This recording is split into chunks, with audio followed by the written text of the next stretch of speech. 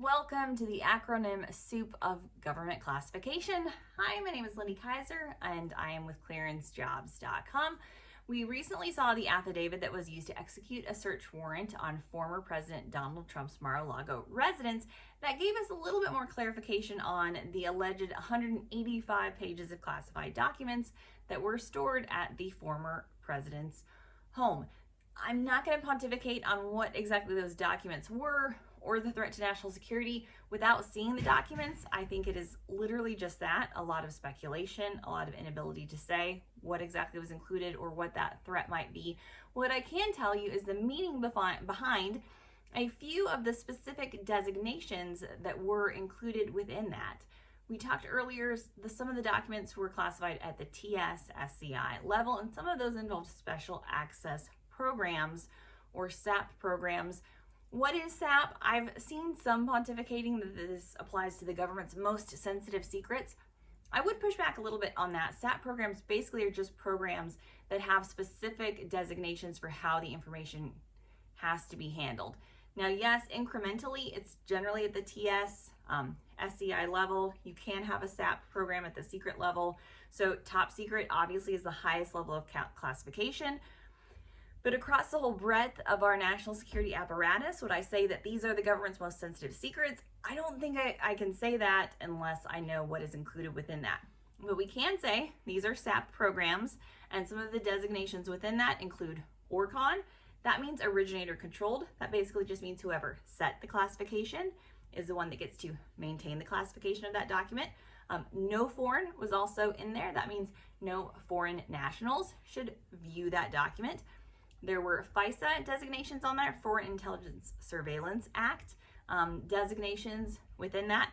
Also HCS, which is HUMINT Control System. That was a designation, a SAP designation included within some of the documents that were recovered. That would apply to human intelligence. So human sources or human intelligence collection related to that. Did not see anything clarifying that these were nuclear secrets, did not see anything clarifying that these pertain to specific things. It still remains to be seen if they were actually classified. Even for the originator, the ORCON documents that were in there, because the president is the complete classification authority, would still maintain that authority to declassify documents. Even documents that were ORCON controlled could be declassified by the president. He sets the classification policy and the classification rules, all being up until this point born out of executive order.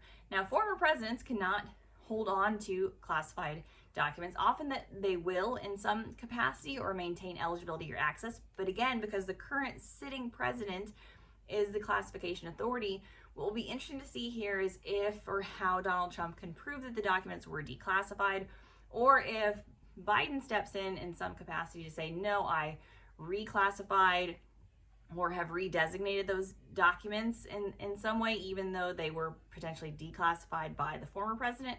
The current president could step in and say, I have actually chosen to classify these documents. So it'll all be very interesting to see. It's a good time to brush up on our SAP designations. So a lot of those, you have acknowledged and unacknowledged SAP programs out there. There are a lot of SAP programs that are not acknowledged, that wouldn't be even listed or indicated by name. Those, again, I would put under the most sensitive designations for some of the security information out there. But again, welcome to the government soup. It also exists in the world of classified information, classified documents. So for more on top secret levels of classification and all of that, visit us over at clearancejobs.com.